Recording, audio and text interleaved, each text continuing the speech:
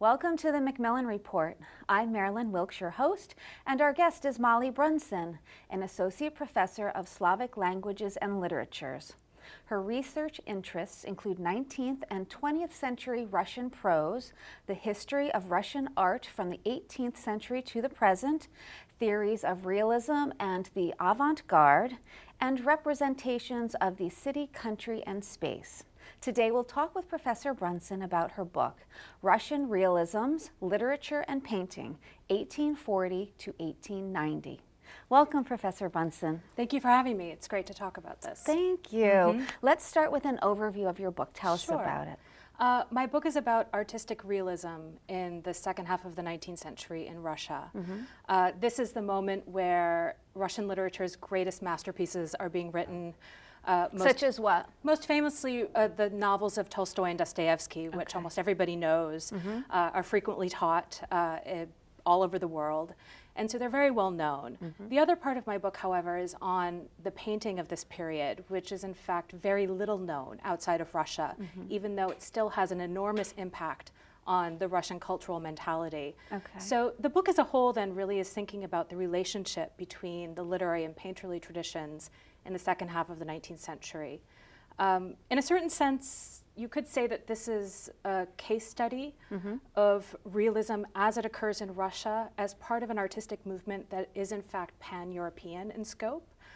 This is a moment when artists and writers all over Western Europe, also in America, are thinking not about romanticism, not about romantic representations of the world, but about how they can represent everyday people, everyday events, everyday reality, and often with a kind of democratic or liberal point of view.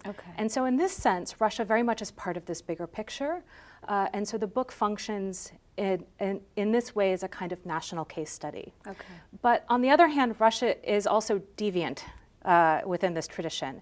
And this is part of what makes Russia's realist tradition so interesting, is that there are many ways in which it in fact violates the realist project of Western Europe. The best example is probably Dostoevsky, who is writing novels that, yes, are about the everyday or about the contemporary, but are also aiming to break through the real, break through the material, and reach some kind of transcendent vision of spirituality and of human nature.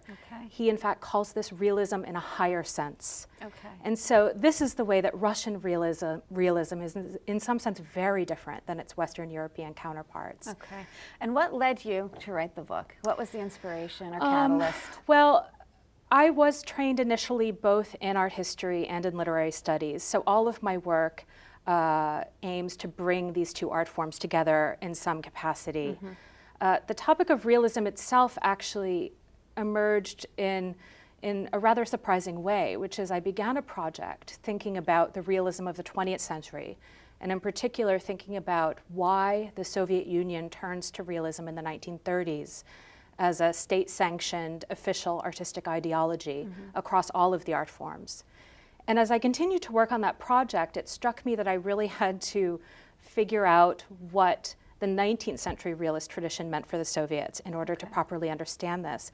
And so I went to the 19th century initially just to get a little bit of background, and I ended up never leaving. And so what ended up striking me first of all, and the reason why I never left, was that the art historian in me looked at this material and said, why has nobody talked about these paintings? We know so much about Tolstoy, Turgenev, Dostoevsky, but most scholars, most students in the West know nothing about the painters that are working at the same time. Who are some of the painters? For example, Ilya Repin would probably be one of the more famous ones, that if you happen to know anybody, he would likely be the one. But the others, Ivan Kramskoy, Vasily Pirov, Pavel Fedotov, likely none of these names are familiar, and that is very common. Can you find some of those paintings in the United States at this point? No, and that is part of the reason why they're so little known, is that because the Soviets actually looked at this 19th century tradition as their precursor to what they were doing, these works became really celebrated important parts of a Soviet cultural heritage, and so they were never sold out of the museums. So they are all still there for the most part. There are some examples here and there, Mostly they are in Moscow and St. Petersburg. Okay. So I looked at these works and I said, I have to do something with them. And I also then started to read the literature through this lens and thinking about how, in fact, the writers themselves were also very interested in what was going on in the visual arts. Turgenev at one point says that he wishes he had been a landscape painter. Dostoevsky will write in his diaries again and again about the paintings he sees on his trips to museums.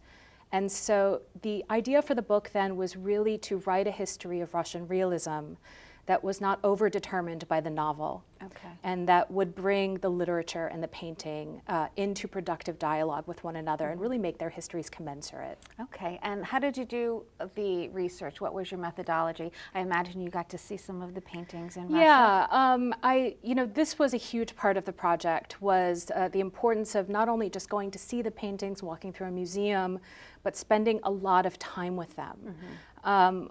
One of the very few references to the 19th century Russian realist tradition in painting in the West happens in a very curious place. There's an article written in 1939 by a modernist art critic named Clement Greenberg, who's very well known to art historians. He's part of the sort of introductory 20th century survey. And he writes this article.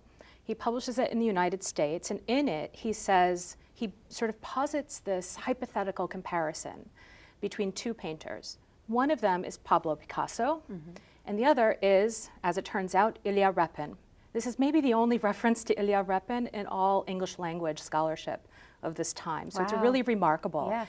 And what he says is, imagine a Russian peasant looking at an abstract painting by Ilya Repin, by Pablo Picasso, and a realist painting by Ilya Repin.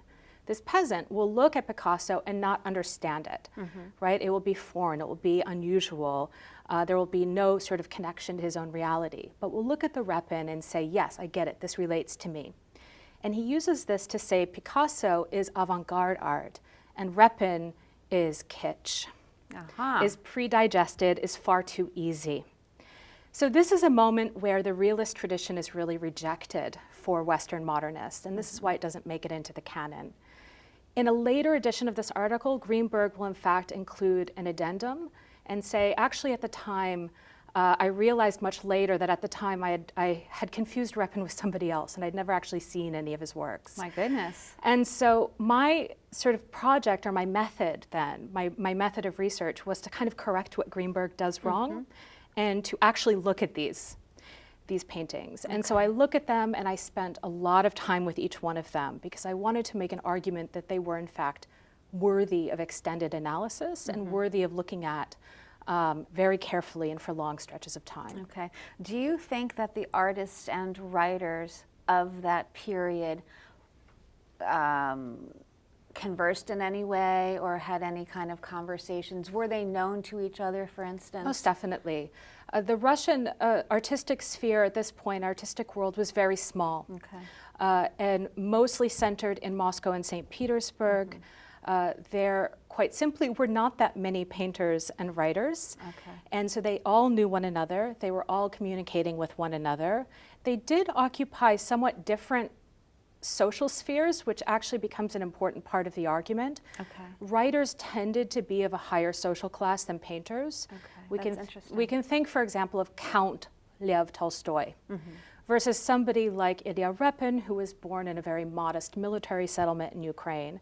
So this also becomes part of the story. They interact, but they're not exactly of the same circle, and they're always sort of lobbying for attention. And in particular, the painters are always sort of trying to become just as good as the literary tradition. So there's quite a bit of competition between the two spheres. Now, when you look at the paintings and read the books, is there any correlation that you can find between, paintings showing up in written work or, kind of written work being illustrated somehow in paintings? There's quite a bit of crossover. You'll get really explicit examples. Tolstoy and Anna Karenina will write about a Russian artist who's living in Rome, and he in fact paints the portrait of Anna herself.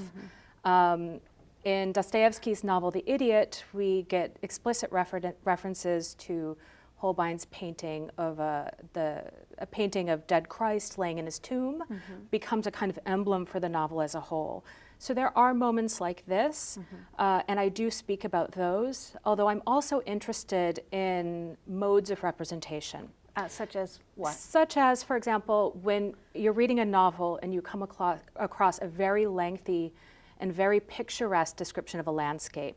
For me, this is a moment when the novel is sort of turning toward visual artistic medium and thinking about this other art form rather explicitly, and both what it wants to borrow from it, but also how it wants to distinguish itself from it. Right. You'll see this in painting too, with narrative painting, where the painting itself is sort of trying to tell a story, but also in some sense be optically interesting. Okay, so who are some of the writers and artists that you feature in your book, and why? So I hit all of the classics, as I've mentioned already, Turgenev, Tolstoy, Dostoevsky, and for the painters, Repin. But I also do talk about some of the lesser known artists. A good example of this would be a group of writers and artists who are practicing in St. Petersburg in the 1840s, who call themselves the Natural School. And they are a very small circle, again, mostly students. Dostoevsky and Turgenev are a part of this circle at one point. But their work is marked by this desire to walk through the city, much like a student would. You live in these, not the greatest neighborhood, you spend a lot of your time outdoors, walking through the city, sort of conversing with your friends at cafes and on sidewalks. And they build an artistic aesthetic based on these experiences of urban life. One of my painters, for example, Pavel Fedotov from this period, will actually walk through the cities and peek through people's windows. And he sort of picks details from different windows, a chandelier here, a scene he witnessed here, a wallpaper design here, and he puts them into these small genre scenes of merchant life. Okay, and how do you know that was his technique? He writes about it, and in fact his friends will write about it too. He was known for this, that he would get up every morning, he would go outside, he would walk around, and St. Petersburg in a particular area is known for having street level apartments. So it will have windows that line the street level, and he will discuss the very process of standing and looking inside of a window. And so we see this again and again in the memoirs. And one of the things I'm arguing then in that particular chapter is that we as viewers looking at these paintings, which are very small and packed with detail, also in some sense feel as if we're peeking through somebody's window, that there's this voyeuristic aspect to our own experience of the paintings themselves. That's fascinating, because it is true realism. It's exactly what's going on. Right, and it gives it this sort of texture of reality, of authenticity, that you too could have seen this through somebody's window. Right. So tell us the story about Repin and Tolstoy and why you highlight it in the book. Yeah, so I actually begin with this story in the book because it's one of these gifts to a scholar when you come across these moments where in fact two of your most important subjects, two giants of the artistic tradition, in fact meet one another and then write about it. And so I begin here in 1880. Tolstoy has already written his two major novels, War and Peace and Anna Karenina. Repin has already become really a major celebrity in Russia, and they are both living and working in Moscow. And one night after Repin has had dinner, he hears a knock at his door. He opens the door, and there's this sort of stout older man with a long white beard, and it's Tolstoy. And Tolstoy comes in. And did he know who it was at the time? Well, everybody knew what Tolstoy looked like. He was a celebrity. So yes, he knew who it was. And you know, likely he had a sense that he was coming over. They'd been sort of set up by a mutual friend, an art critic who knew them both and thought that they should really meet. So, you know, Repin describes it more dramatically than it likely was. But it was an incredibly important experience for him. And Tolstoy stays and they talk for several hours. He looks at studies of a painting that Repin is currently working on. And this was a historical painting from a scene from the 17th century of Ukrainian Cossacks writing a sort of funny, but I guess also kind of rude and maybe unsavory letter to a Turkish sultan who had demanded their submission. This was the topic of the painting. Repin's just beginning to work on it, so he shows Tolstoy the studies, and Tolstoy says, they're not very good. There's really no main idea here. Wow. And Repin's really disturbed. This I is would Tolstoy imagine, telling you yes. this. And he thinks about it for a few days, and he finally writes Tolstoy back, and he says, I appreciate your advice, but I'm going to keep going. And I think the main point is here that perhaps idea means something very different for a writer than it does for a painter. And it's this moment where Repin realizes that, in fact, an idea or even realism itself might mean something very different in literature than in painting, and that it's important for him to, in some sense, answer this call to realism in a way that respects his own medium. And so this is one of the big sort of questions that I'm dealing with in the book, is how these two different art forms really sort of answer the call of realism in very specific, particular ways. Okay. And in doing your research, did you look at what is going on in the rest of the world during this time period? Were these Russian artists influenced by, things that are going on in France, for instance, or the United States, or was it pretty much an isolated kind of environment?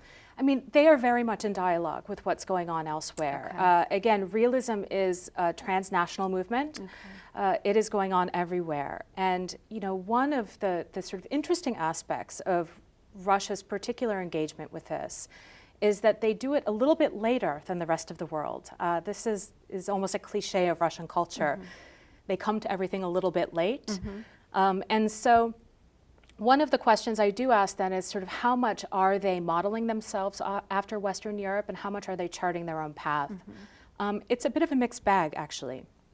The Russians definitely are in dialogue. They have some connections with what's going on in France, mostly. Okay. But they really do attempt to do their own thing. Again, as I mentioned with Dostoevsky, he's aiming for this sort of spiritual realism, right? This is a kind of realism that's very different than Balzac, who has a sociological one. Okay. Dostoevsky legitimately believes that one could, in fact, inspire almost transfiguration in a novel. And so it has this sort of magical, transcendent quality that you would never encounter anywhere else. In the painterly tradition, one argument that is frequently made is that Russian painting of this period is more interested in political narrative. Okay. This is not entirely the case. Okay. I was going to ask you, are there any kind of political or government restrictions or issues with artists and what they write and paint? There are. Censorship laws are still very much in place. There are a few sort of dramatic stories of paintings and works of literature that are either sort of taken down from exhibitions or not allowed to be published. So this is an issue. Part of the question with interpreting these works is that, again, the Soviet influence is so strong. The Soviets really wanted to read all of this as a kind of proto-Soviet history. Okay. So for them, all of these paintings of everyday life were also about, the downtrodden peasants, and these were all precursors to the socialists in the 20th century. And they didn't want to think about aesthetic issues because for them, technique, style, form, what the painting looked like, would have been a moment of kind of bourgeois formalism. Okay. And so part of what I'm trying to do is recuperate both sides of these arguments and say, well, actually, all of these artists, Tolstoy, Repin, all of them, are in some sense equally interested both in political ideology and in sort of big spiritual messages, and in technique, in style, in something that I think we're more comfortable thinking of when we consider French realism or American realism. Okay. Also, what do you conclude in your book? So I would say I have two main takeaways. Okay. Or at least this is what I hope, Okay. beyond just all of the Sure. interesting stories. Yes. The first one would be that the classic Russian novel does not emerge in a vacuum. That it emerges very much in dialogue with other art forms. I talk about painting, but of course music and the performing arts are there as well. And that it really emerges as part of this vibrant, dynamic cultural universe. And the other one is that Russian painting of this period is world-class. And it is worthy of being analyzed, of being considered, of being looked at, that it stands and should stand next to these celebrated novels of Tolstoy and Dostoevsky, but that it should also stand next to the realist masterpieces of Courbet, of Eakins, of Menzel, of Western painters we're much more familiar with. Okay, this has been fascinating. Thank you for you. being Thank you here. so much. Okay. For more information about Professor Brunson and her research, please visit our website at macmillanreport.yale.edu. Be sure to join us again for another episode of the Macmillan Report, made possible through funding from the Whitney and Betty Macmillan Center for International and Area Studies at Yale.